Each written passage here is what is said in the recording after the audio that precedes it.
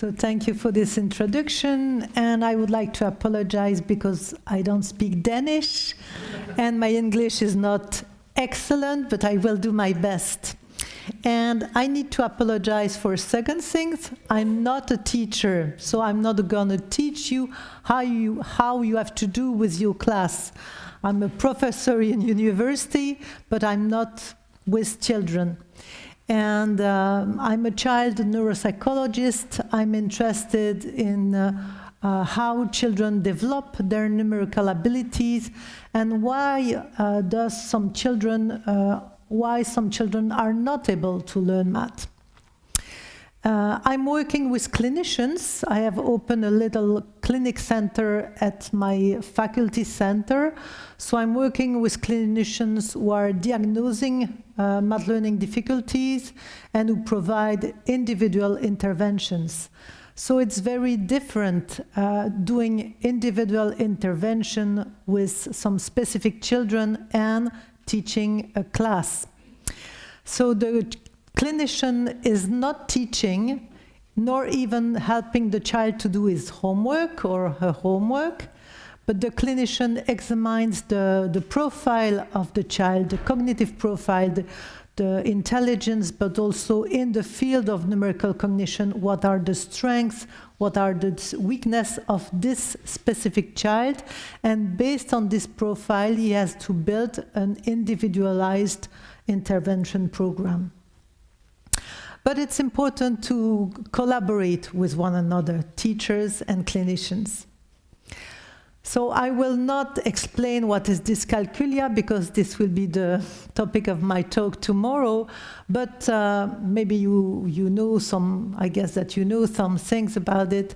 Dyscalculia is quite rare, but it's about 5% of the children, and current research tries to detect what would be the core number deficit of children with dyscalculia. What is the more basic numeral skills that would underline this learning disability? What is the foundation of all math learning that would be deficient in children with dyscalculia? We also know there that general cognitive factors are at play. So it's not only math learning difficulties, there are also associated difficulties that are not always there in each case, but that can be there. There is also a brain signature. We can see something when we take groups of children with dyscalculia. And there are also emotional factors into play, and it's a persistent difficulty. So I will take each of these points and go a little bit further on these. So what is the core number factor that would underlie these learning disabilities? Maybe you know that there have been a lot of studies since now 40 years about babies, and usually we present baby with sets of dots. Like here you can see we have 8 dots. And then we present either 8 dots or 16 dots. And what we see is that babies are surprised when you present them with 16 dots, because they can make the difference between 8 dots and 16 dots. And similarly, if you have 4-month-old baby, you present them 16 dots, and then you present 8 dots, they are surprised. So babies can make the difference between 8 dots and 16 dots, but not between 8 dots and 12 dots, for instance. So they have an approximate number system, which has been called the ANS, approximate number system. And some studies show that the precision of this approximate number system is associated with future math skills. If you want to test a child like a 4 years old child, you present the child 2 collections, and without allowing him to count the dots, you ask him right away, where is the bigger collection? where are more dots. And the child, of course, sometimes is correct, sometimes makes errors, and you present collections that are first very different, like 8 and 16, but sometimes collections that are closer, like 10 and 12. And from this, you can discover what is the degree of precision of this approximate number system in the child. And we know that if you have a more precise system, then it correlates with higher math skills later on. And some studies have tried then to make training on this INS system, because they said if it's the foundation of math skills, then if you improve that INS system, you might have improvement in math skills. And so there have been attempts on this direction. Usually 2 types of ANS training has been run. The first one is built on just comparison. So you present a set of dots, like here. You have blue dots, which are candies, and the candies fall down into the bag of the turtle. And then you see that there are candies falling down into the bag of the rabbit. And the child has to say, who has more candies? Is it the turtle or is it the rabbits? And so you do that several times with collections that are further apart and then closer apart. You give feedback and so on. The other type of training is INS arithmetical game. You have candies falling into the bag of the turtle, and then some more candies are also coming into the bag of the turtle. And then you have candies going into the bag of the rabbit, and the child has to decide who has more. Is it the turtle with one set plus the other set, or the rabbit? For instance, Liang and collaborators compared the 2 types of training, ANS comparison training and ANS approximate addition training. They tested it on 4 and 5 years old children. They were practicing the training for 4 weeks, 3 sessions per week, and both had significant and similar impact on the acuity or the precision of this approximate number system and on early math skills. So both of these training have been used with adults, with children, and show similar effects. So training on core number system has an impact on math skills, but we also know that the relationship between the acuity of the INS and mathematical ability declines over age. So it's very important in young age, but it's less important in older children. So this training strategy might be helpful when you have very young kids. But of course, if you have a child with 12 years old with math learning abilities, it will not help much. So this type of paradigm are interesting in the research point of view, I would say, because then it helps you to really make the hypothesis that the INS can be seen as a foundation for math skills.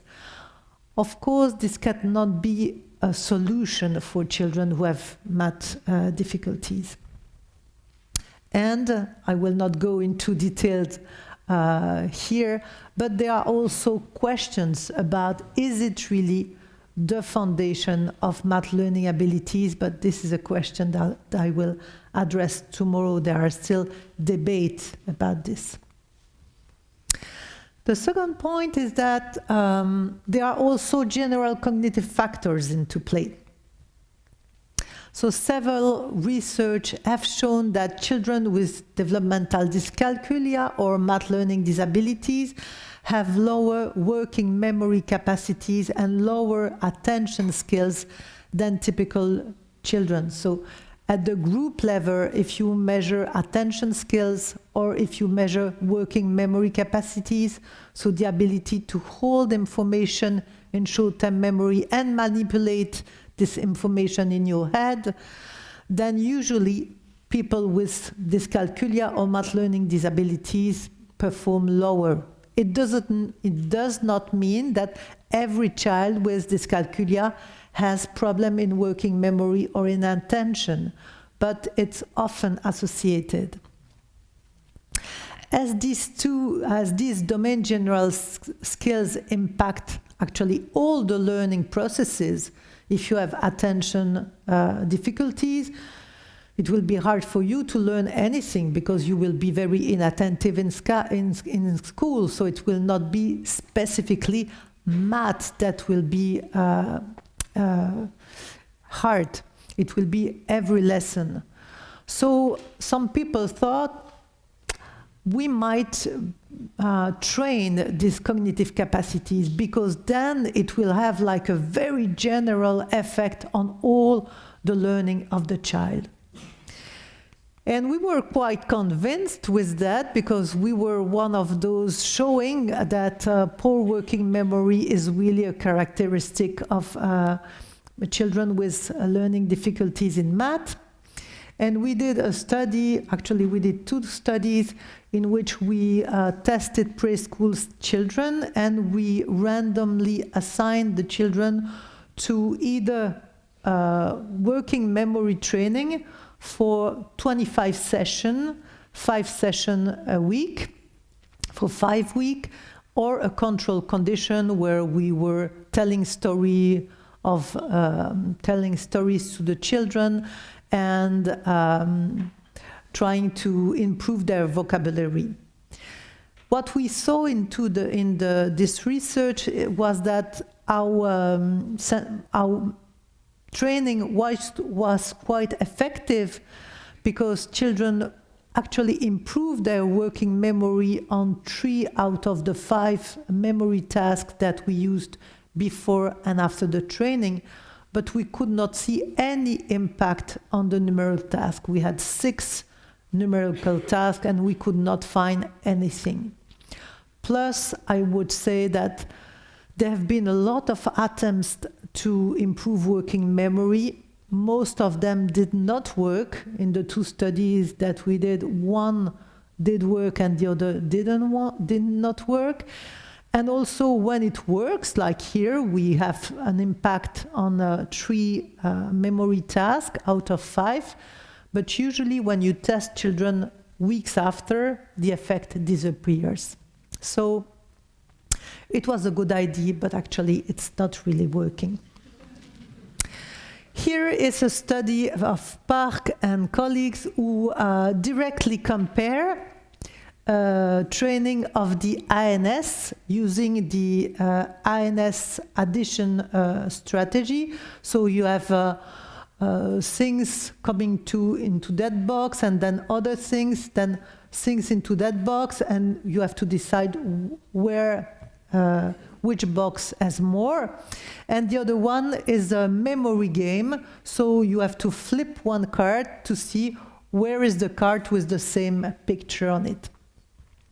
So they tested 4-year-old children with 10 training sessions of either the INS game or the working memory game, and they find out that early math abilities improved more after the INS training, this one, than after the memory training.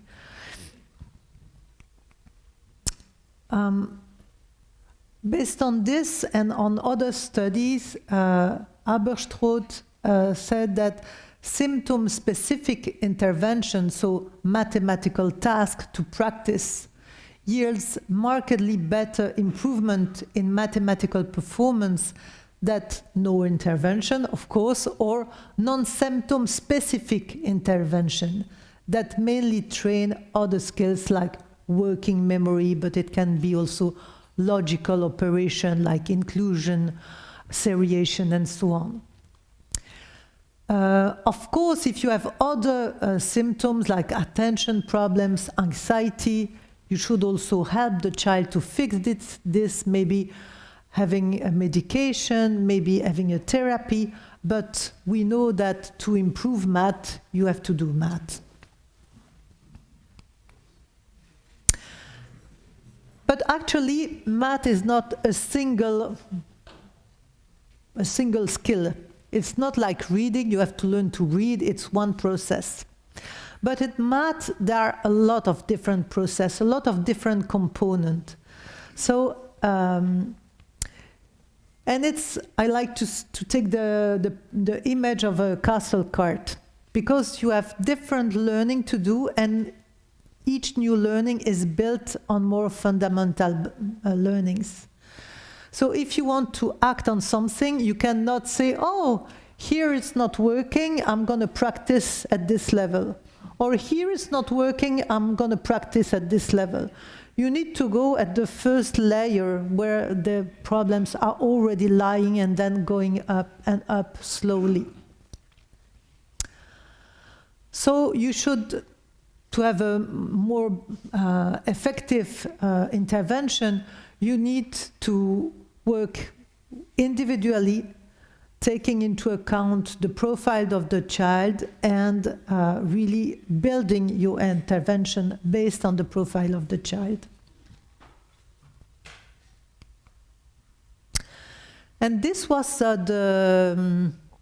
the idea of Holmes and Doker. They developed a program that they called catch-up numeracy. They had a lot of children with math learning disabilities, with a mean age of 8. They were selected by their teachers, and they made 3 groups of children. And all 3 groups received an intervention for 4 months. The first intervention group, they received the catch-up numeracy program, which was delivered in 2 15-minute sessions per week by classroom assistant who received only 3 half days of training about this intervention. So it was a very short learning of the intervention. Then you had the other children who constituted the matched time control group. They received the same amount of individual intervention, but not using the program. And then there was a no intervention control group. They receive only their usual classroom lessons.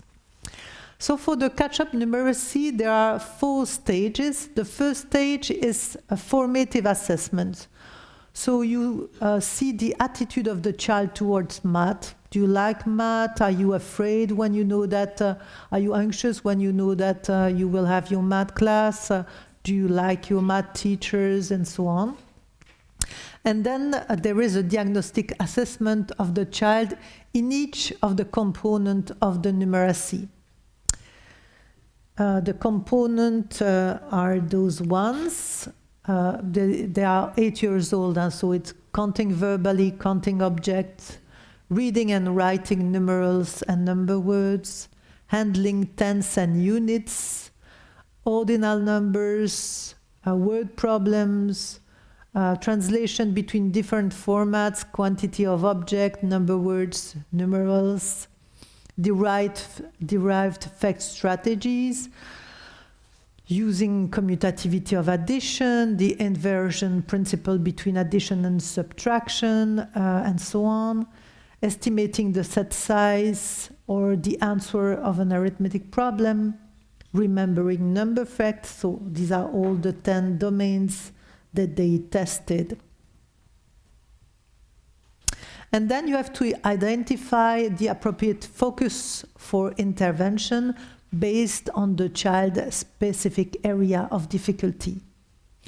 Then you provide individual sessions and you have an ongoing monitoring. And what they saw was that the catch-up program was clearly much more effective than another intervention by people who were not trained in the program, or of course no intervention at all.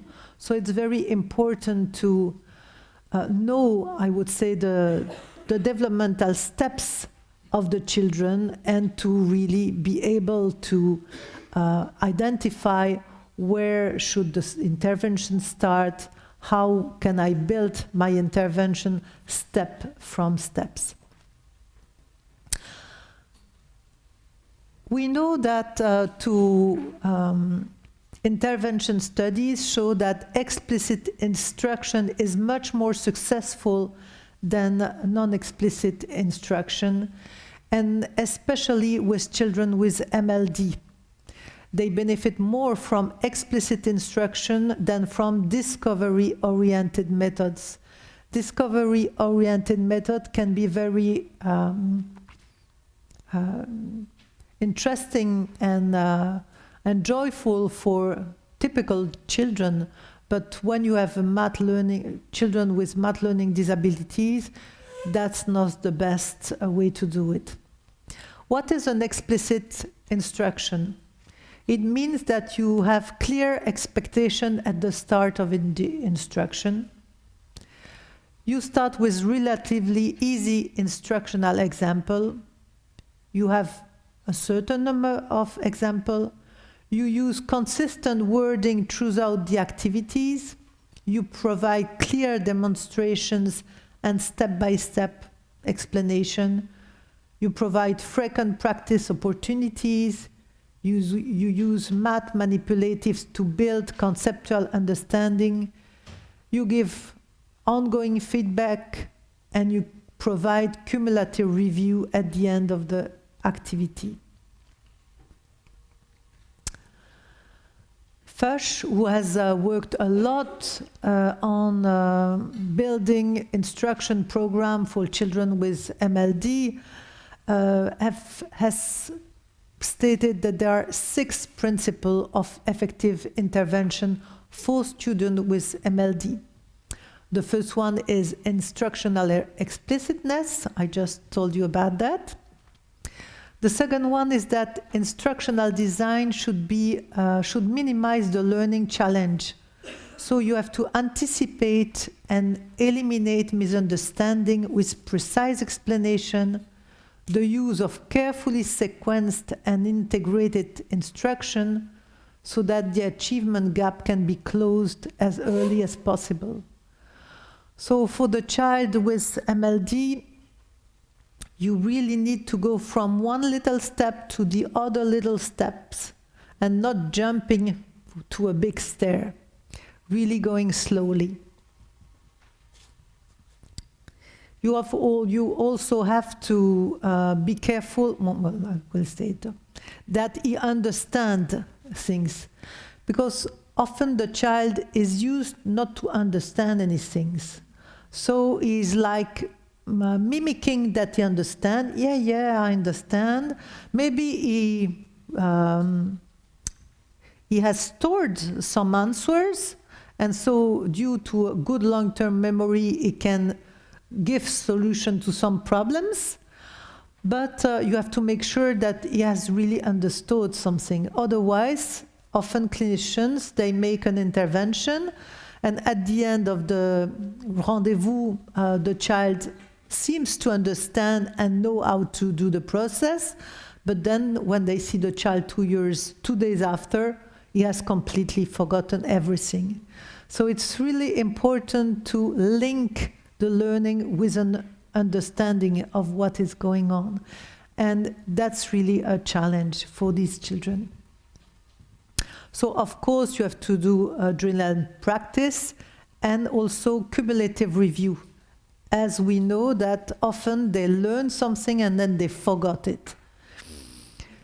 We have also to incorporate motivators to help students regulate their attention and behavior and to work hard, because usually these children, they don't like to do math. So even if you invite them to a specific intervention, they're not really happy to come. So you have to give them motivations to come. So for all that, when you need to develop an intervention with a child, you need to have a very clear idea of the developmental pathway of the child in the numerical domain.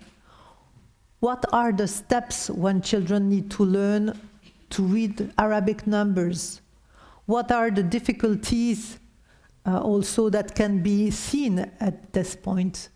So the possible misunderstanding or the typical errors observed in children with MLD, so that you know what this type of errors means, what kind of misunderstanding is behind this type of errors. And also you need to know what works best in research of training or intervention. So to know the research field where there have been attempts to learn fractions, to learn word problem solving and so on. This is the work I did actually for the last 2 years with my colleague Yanis Karagianakis. I really wanted to make the bridge between research in cognitive science and the field. Because even though I was sometimes going to different places and teaching speech therapists to handle problems with children with math learning difficulties, they say, okay, I understand all the concepts and so on, but when I'm in front of a child, I still don't know what to do. And so we really wanted not just to make a summary of the research on normal development, atypical development, intervention studies, but also to make a step further and provide them like a guided schema of, if a child has a problem in word problem solving, what are the different steps to handle this problem? An example of an instruction of that type is the Math Flash program. The Math Flash program is a program developed by FUSH, and it's a carefully sequenced and integrated instruction that work for simple addition and subtraction. So it's a program that is held in 16 weeks with 3 sessions of half an hour per week. And you will see that all lessons are very detailed and that you go really slowly from one step to the other. So the first 2 lessons are only the addition plus 1, so 5 plus 1, 3 plus 1, and the minus 1. And you use manipulatives and a number line, teaching also the commutative property of addition and emphasizing that this property does not apply to subtraction. Then lesson 3 and 4, you are just going to plus 0 or minus 0 using manipulatives and number lines so that the child understands that 5 plus 0, it's still 5. Lesson 5 and 6, you make a revision of all that. So you see how slow it is. Lesson 7, you're learning the doubles from 0 to 6, so 2 plus 2, 3 plus 3, and so on, using manipulatives and rehearsing.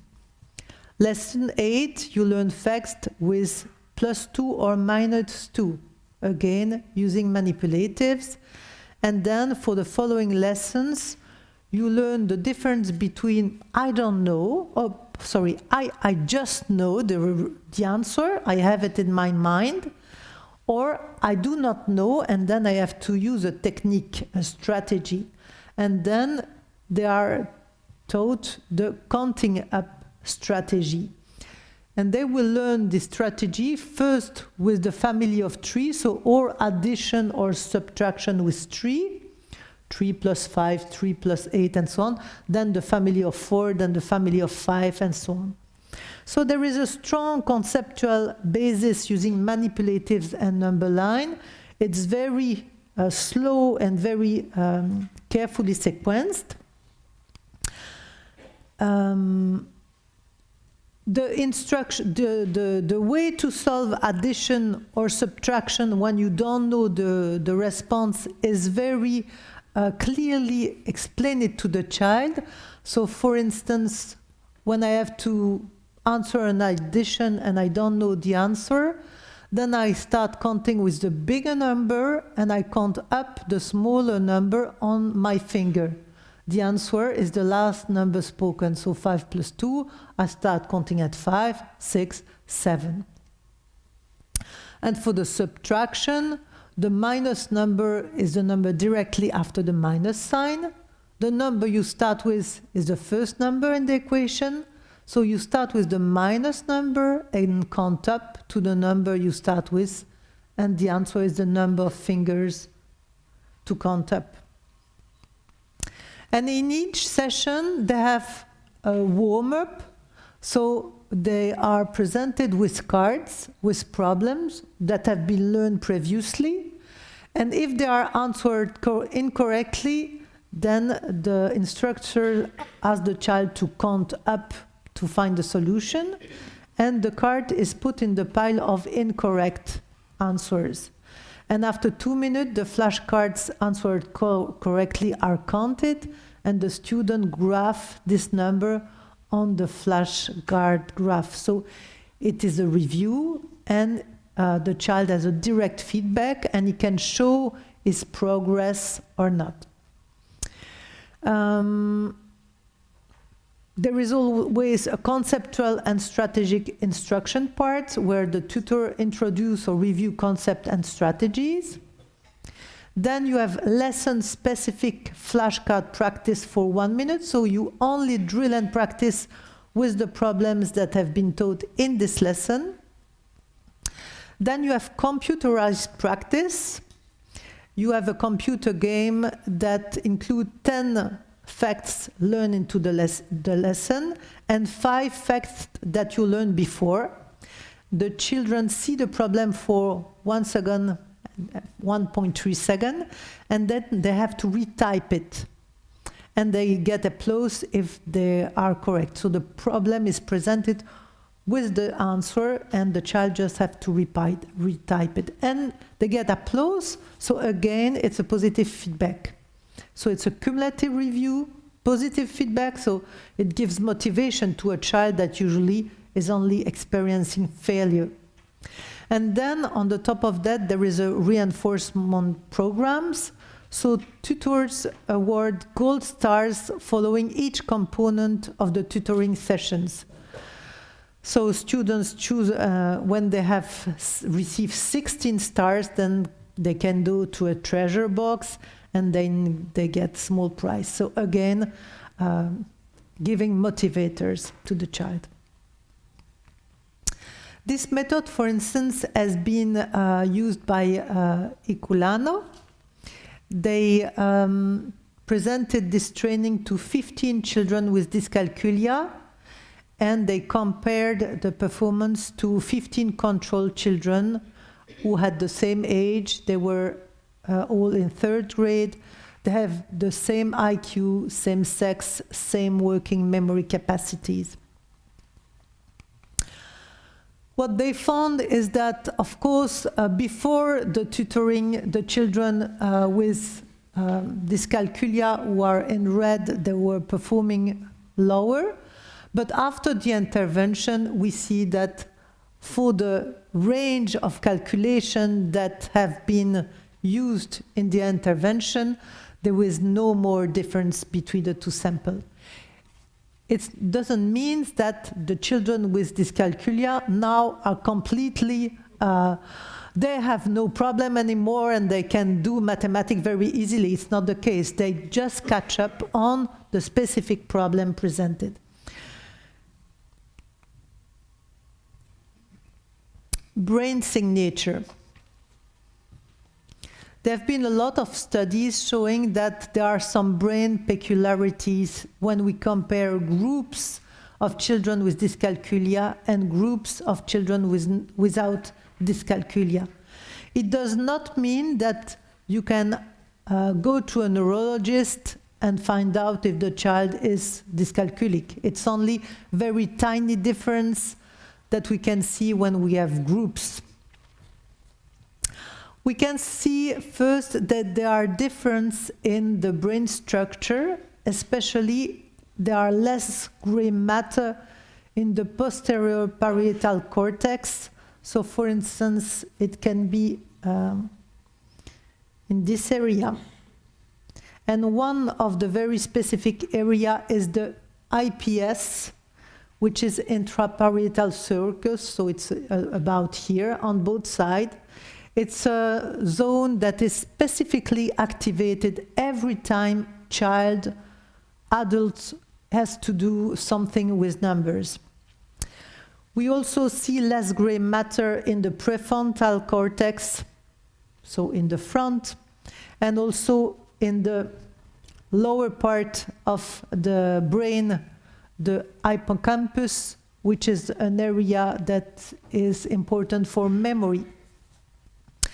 We also find that in terms of brain connectivity, there is weaker connection between the posterior parietal area and the prefrontal cortex, so this track, like here in red, in pink.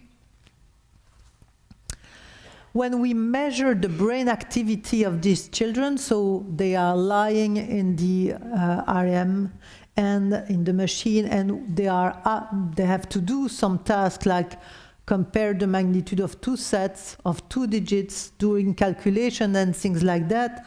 What we see is that usually they have less brain activity in this IPS, the region that is very important for processing number or numerosities.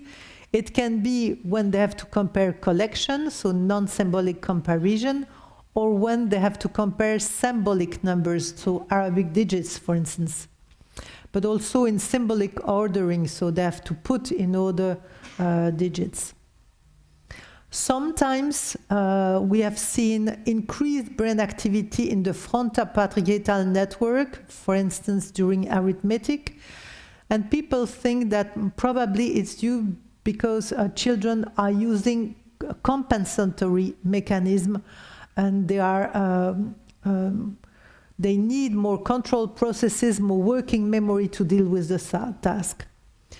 Often another characteristic that is seen is that they don't see a modulation of the brain activity according to the difficulty level of the task that is presented. So as you see, there are different types of peculiarities that can be seen in the brain of children with developmental dyscalculia. Now we could say, if there are problems in the brain, can we do something about it? Or are we just powerless?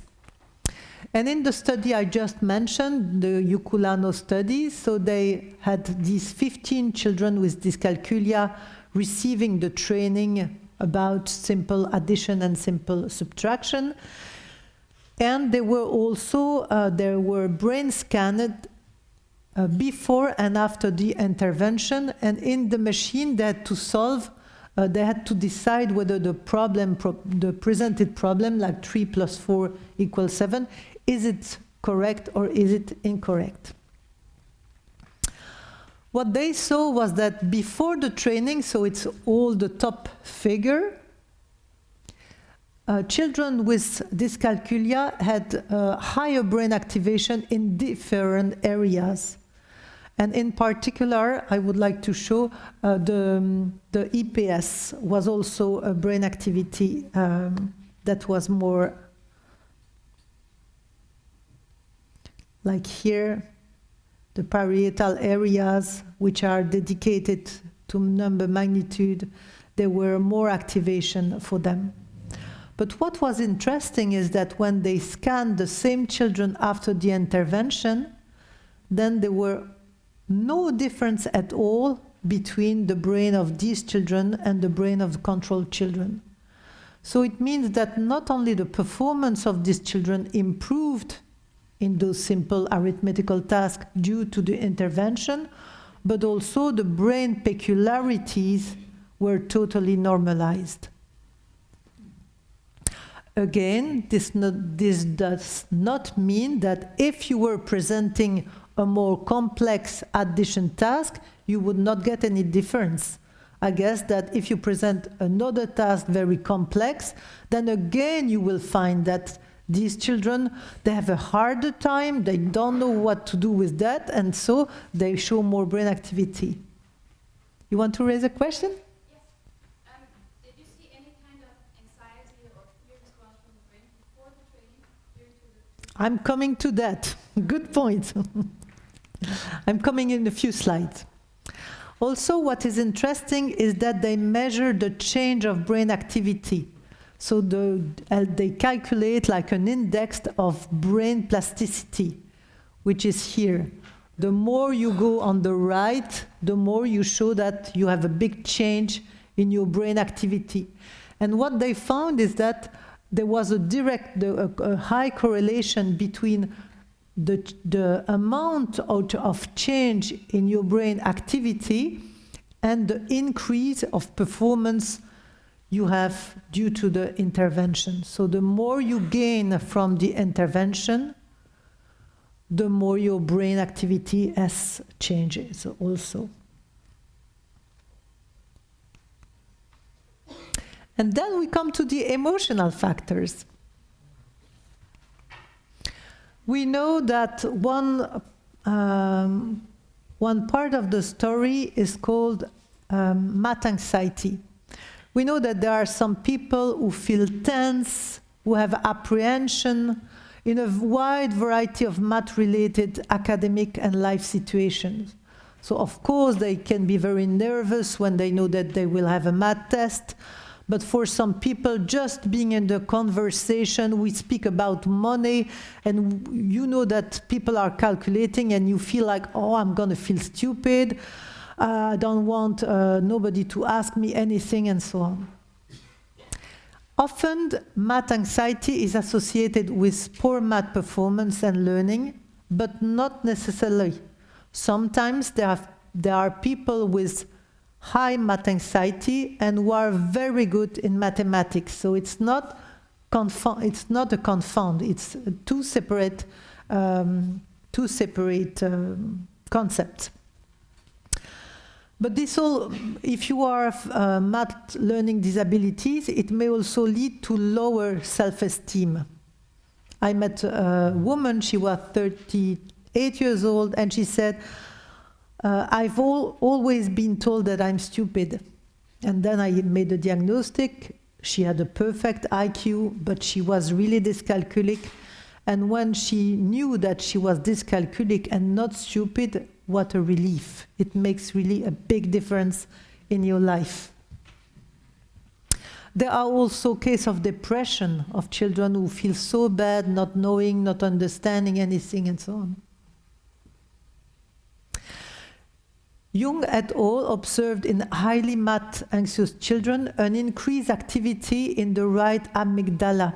Amygdala is a part of the brain, really below the cortex, which is associated with processing emotion and also activates the response fight or flight. They also find in these people a decreased activity in frontoparietal region that support numerical problem solving. If you are very anxious, there are different ideas in your mind. I'm too bad, I cannot do it, why did he call me to the in front of the classroom? And all these thoughts, actually, they load your working memory. If you have all these ideas, you cannot think about numbers anymore.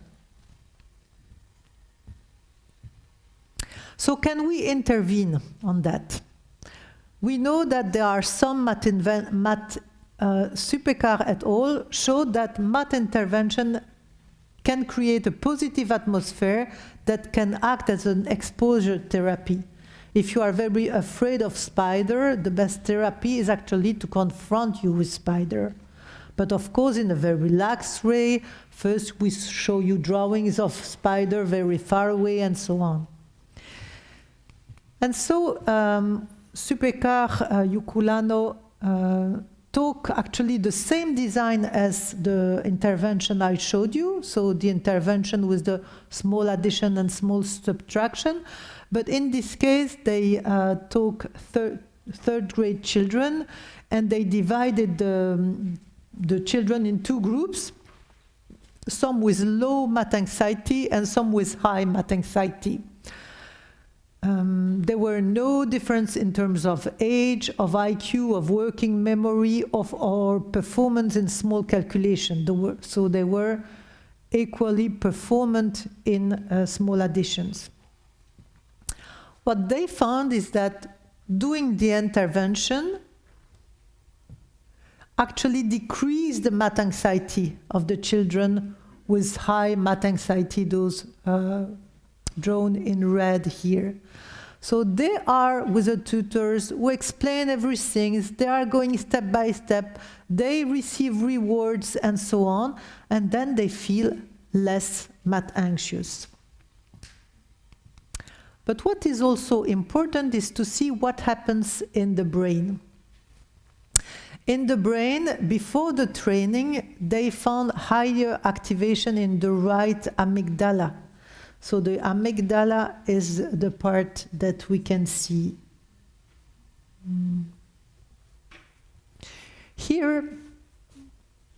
And you can see in blue, it's the low math anxious, and in red, the high math anxious. So you can see that they have a higher activation of this region. And they also find a higher activation of the left intraparietal sulcus, this brain area that is very activated when we are doing any numerical task. And they also had higher activation of the prefrontal region, the region that we use when we have to make anything that requires control. But then after, what is interesting is to see what happens after the intervention. And after the intervention, there were no more difference, neither in the intraparietal sulcus nor into the amygdala. So again, the intervention improved the math anxiety of the children, but also normalized the brain activity, and we could see in terms of emotion, both into a questionnaire and also in the activation of the amygdala, that these children were calmer, more relaxed. Yes? But could that be because of them being more comfortable with using that and not because of the... That's exactly that. Oh, so it's not because of the method, it's more about... I think it's not the method per se, it's just because they are with one person in a very confident area, they are doing math, there is no problem, they receive praise, they are said that they are good, and so on. And so, finally, math, which used to be a terror, now it depends, I can do that. So it's all the atmosphere that you are creating with the child, the reinforcement, and also the fact that he is able to do things. But in this group, remember that they were equal in terms of math skills at the start. So it's not that they were having problems doing the math, but now they feel more confident in their answer and so on. And then this is a learning disability that is persistent. It's not just a delay. The best study to show this is the study that has been done quite some years ago in Israel by the team of Grotz-Tour. They selected more than 3,000 fourth grade children. They discovered that 6% of them were dyscalculic children because they had 2 years, they were 2 years behind in mathematics, although they had normal intelligence and they have followed normal schooling. But then they came back 6 years after to see what was the fate of these children. And they found that half of them were still very dyscalculic because they were performing in a math test lower than percentile 5, so they were really at the lower Q of the curve, and nearly all of them were still performing in the lower quarter of a math test. So although they received special education and so on, they were still very low. And we, of course, know there are many adults still having difficulties with mathematics. So when you are grown up, what can we do? I mean, is it just, you're bad at math and we can do nothing about it? Well, I would like to present you this study that we did, and it's with a patient, an adult patient that came to visit us. It was a young lady, 34 years old. She failed primary school, so when you receive a degree when you are 12 years old in Belgium, you have, and she was redirected to special education. She was qualified as a personal assistant in health service for elderlies. And she came because she said, I have a 9-year-old girl and now I'm not able to follow her math homework because she's too far. I mean, I cannot understand what she's doing in class. And she went to a neurologist first who did an MRI, and her brain has no peculiarities. We could see with different tests that she was very deficient. She had very big problems in calculation, although we did not take very complex calculation. She had only 43 correct response out of 80, which is very far from the mean, and she was really too slow. And also she had what we call transcoding problem, so going from one symbolic code to another one. She had math anxiety, she had normal intelligence, and she had normal reading capacities. So we were interested in her transcoding problems. When we asked them to write Arabic number under dictation, she was 53% correct, which is very low. Normally, children are really good at this task when they are in 4th grade. In 4th grade, they can master nearly all the numbers. And she was also poor in reading Arabic number aloud. Reading Arabic number aloud was actually not such a problem, because like for the number 60,001, she read 60,001. 426, she read 400,026. So we just told her, you know, we don't have to say 0, it's not correct. And the training was over. I mean, she was cured for that, so it was not a problem. But for writing numbers into dictation, that was different. When she had to write 40,003, she wrote this. 40,025, you can see the number she produced was not, the length was not correct. The digits were correct, but the length was not correct. It's what we call syntactic errors. So we decided to investigate that and understand what was the problem. We took a set of numbers and we presented the same numbers in different tasks. 2 tasks to test the number comprehension. So we asked them to compare 2 Arabic numbers and select the bigger one, or 2 Arabic oral numbers and to select the bigger one. As you can see, she was very good at that. So it's not a problem in general with Arabic numbers or with oral numbers. Then we asked them to produce numbers. So we made false money. There were money of 1, 10, 100, I made a mistake, 1,000 and so on, euros. And she was given a set of bills, and she had either to say out loud how many money there were, or to write it in Arabic numbers. And as you can see, there is a big difference between the two. She was quite able to say the number of money that was there, but when she had to write it, it was very different. And actually, from bills writing Arabic numbers, as you can see, the errors were exactly the same as those in Arabic number dictation. And then we wanted to see whether she understood the base 10 system, and we asked a question like that. A product cost this amount, and you only have bills of 1,000 francs. It was, how many should you give? How many bills should you give?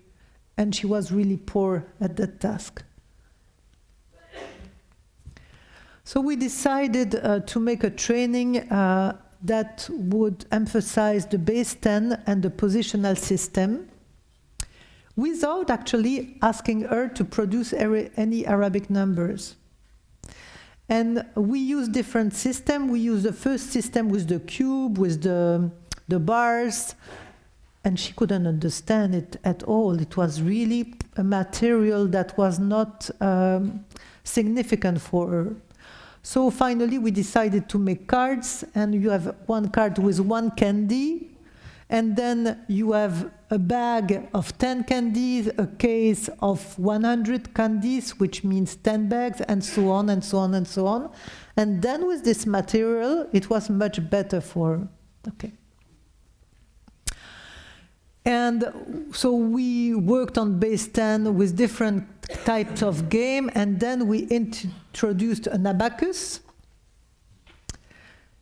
And what we could see was that after the remediation, so it was 7 sessions for a person who had these problems for 30 years, she was perfect after 7 sessions. And when we tested her 1 year after, she still was perfect. And for her, it was like an eureka. Wow! This number system that I could not understand, now I can.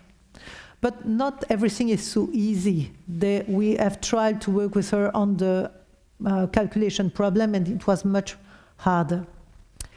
So what can we conclude about that? First, training the core number system has an impact on math skills, but these training strategies are more helpful at a young age and cannot be substituted to a therapy program.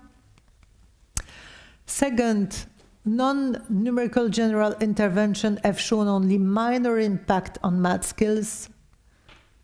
Specific intervention, so mathematical tasks to practice, can go up to normalize the brain activity in the trained task. Math intervention in a safe context can help the child regain confidence and decrease math anxiety.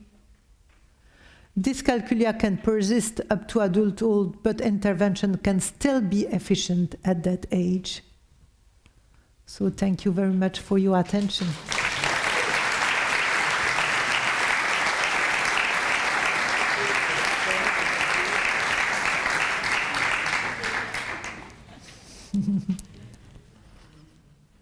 Yeah.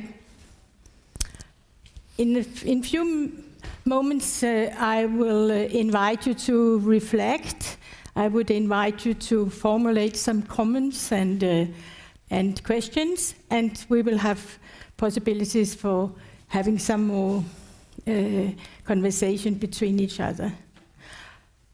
But it is difficult issues, all these, although you have presented it very well, thank you.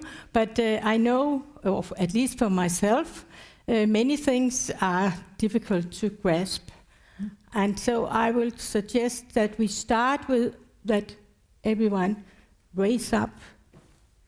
And then we tramp a bit, come on. Yeah, and Nelly. You use your arms, yeah, good, good, good, good. And turn right. And turn left. Okay, good. No music to dance. So,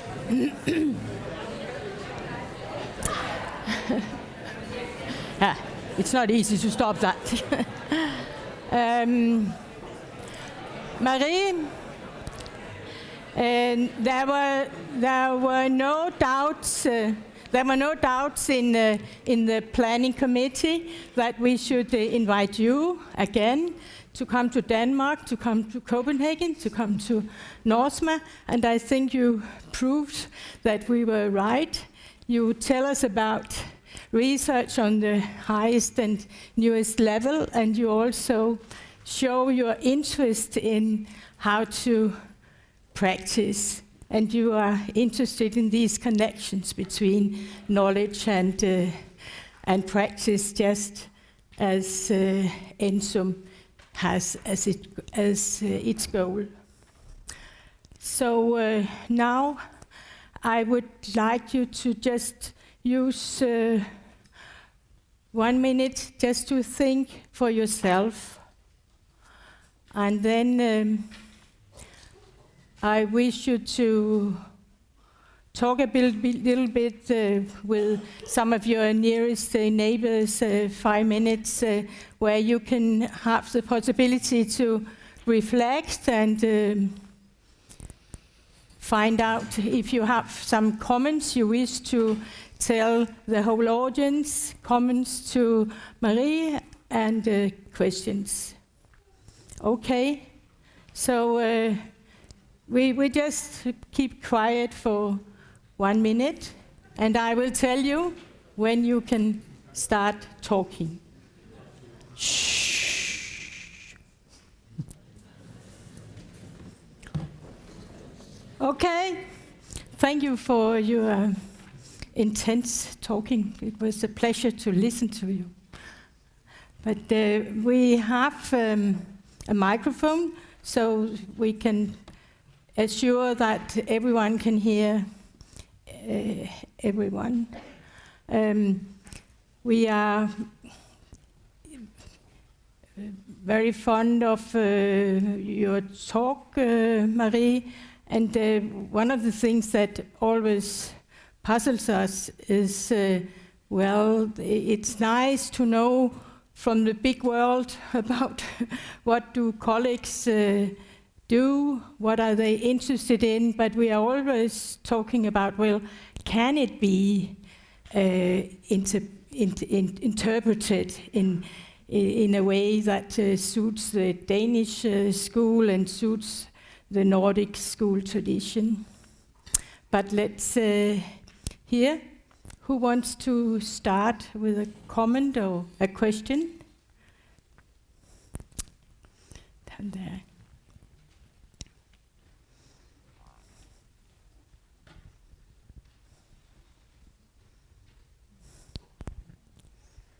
Hello? Yeah. It was more of a curiosity. You talk about how when the students with dyscalculia are introduced to relatively low-level math problems, their brain starts to flare up. Would that happen for regular students if they were given math problems that were of a higher caliber? Actually, when we present brain data, we always very simplify things. But our brain is activated all over, all the time. I'm using this hand, so my right part is activated, the other one, I'm speaking, I'm looking. So the brain is activated always, everywhere. So what we do usually is to compare either the brain activity when you do calculation versus when you just see two numbers and you don't verify any addition, or when you do a verification on another materials. So it always works as a subtraction between the brain activity in one condition and the brain activity in another condition. So of course, if you show, for instance, different type of mathematics, simple arithmetic, more complex, our brain activation will increase according to the complexity of the task, even for us as adults. So especially the parietal and the frontal part, all this network will be sensitive to the difficulty of the task and will activate more with more complex tasks than with a simpler task. Okay. So when we don't see any difference between the two groups, it does not mean that the brain is not activated. Huh? The brain is activated in all the groups, but in a similar way.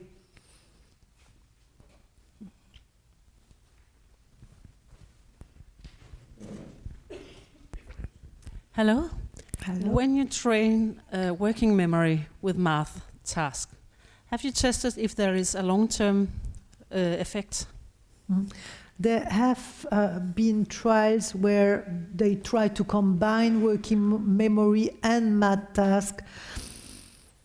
But actually, although I was very fervent of the working memory training, I have seen so many studies failing to show any improvement. My old teacher in neuropsychology used to tell me, memory is not a muscle.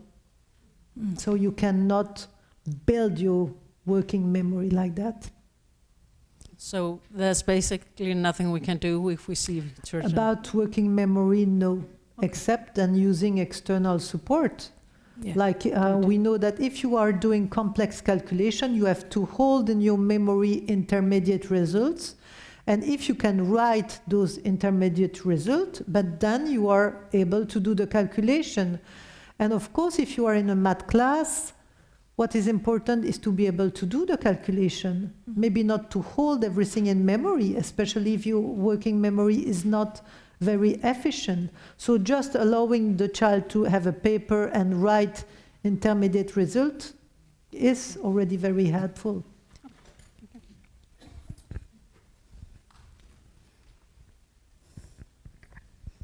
Hello. Hi. Hello. Do the woman you talked to about Dyscalculia, the example you had in the end, was she able to like discuss strategies about how to solve problems she didn't understand, and could she reflect on what about the problem or the math solving that was difficult? Was she able to like pinpoint that or not? I don't remember. I don't remember, because I mean it's a woman that I saw like I think 10 years ago, but it's a case that I really like. I like presenting her because I think it's very encouraging, and we have had some adults like that who are still struggling with some specific things, and we cannot change the whole level of mathematics, but we can work on something very specific, but it takes time. Like we have one time a guy who was doing pavement, you know, and even if you are a worker, a manual worker, but still you need to count how many pavement you need to buy, how many all materials, and he couldn't do that. And so we did make a specific intervention with him on working with these specific steps. What about in general?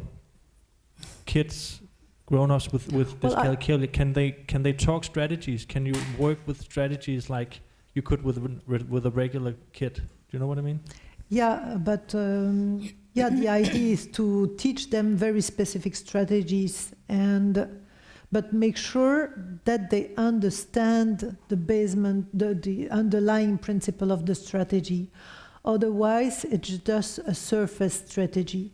They learn the strategy, they can do it with you. Maybe in 2 days they will forget it. So it's really important to make them understand the roots of that strategy. Otherwise, it will be good for the test, but then after they will forget it.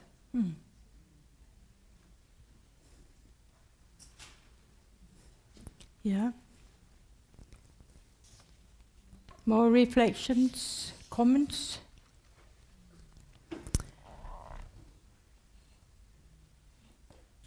I would like to add to one of the things you said in the beginning, or when I came. I was a bit late because I lost my bag, but this wonderful technical service here at the university, they have already fixed everything. I have a new computer. It's working perfectly, so it's wonderful.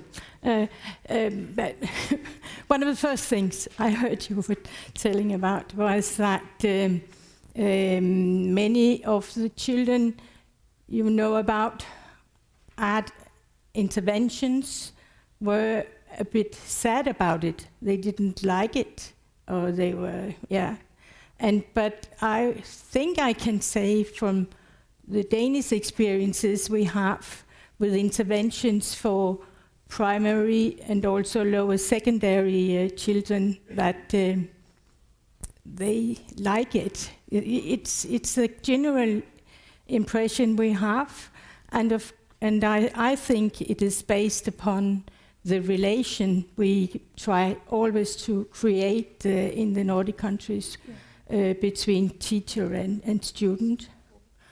And also, at least those interventions in Denmark I know about take care of also all the affective, all the emotional aspects of the child. Yeah. I'm not saying that they don't like to come every time, but No. I mean, at first, when they know that every Wednesday afternoon they will have to go to their therapist, maybe it's not the first option. Maybe they prefer to play football, or I don't know. But the important thing is effectively to build a very nice relationship, and so that they feel supported, they can feel reassured, and then it's very important. Okay. One of the latest things I've become aware of is an American study where they are advocating that you do not, and you said the same, you should not go too big steps ahead, and if you do, you always have to go back again. But this about assuring that there are something that the students should be able to do always in every session, several times. I don't know if there are more firm research about that aspect. It's just a thought. I think that it could be an important aspect. But do you know about studies that it was not actually a study I read. It was just some ideas from practice they have noticed. Yeah. Mm-hmm. No, I don't know about any specific research on that. Yeah. Okay. And I would like to mention also that although they may have some different profiles of children with dyscalculia, often they have several types of difficulties. And then it's very rare to have a very tiny difficulties like, I know everything in math, but I don't understand this part. Then Yeah, so my last... This will not be a dyscalculia. My last question to you should be that, and then you're after me, yeah? But do you have, do you know about studies where both a math counselor, a math expert are involved, and also speech therapist or ADHD specialist are involved?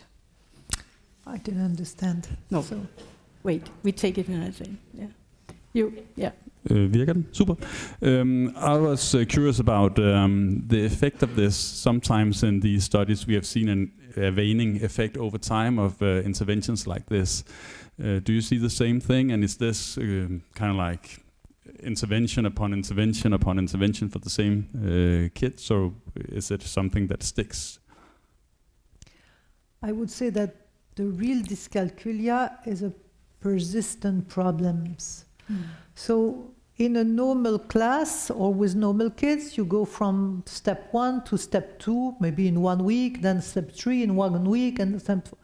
But with these children, they will need much more instruction to go from step 1 to step 2, and then from step 2 to step 3.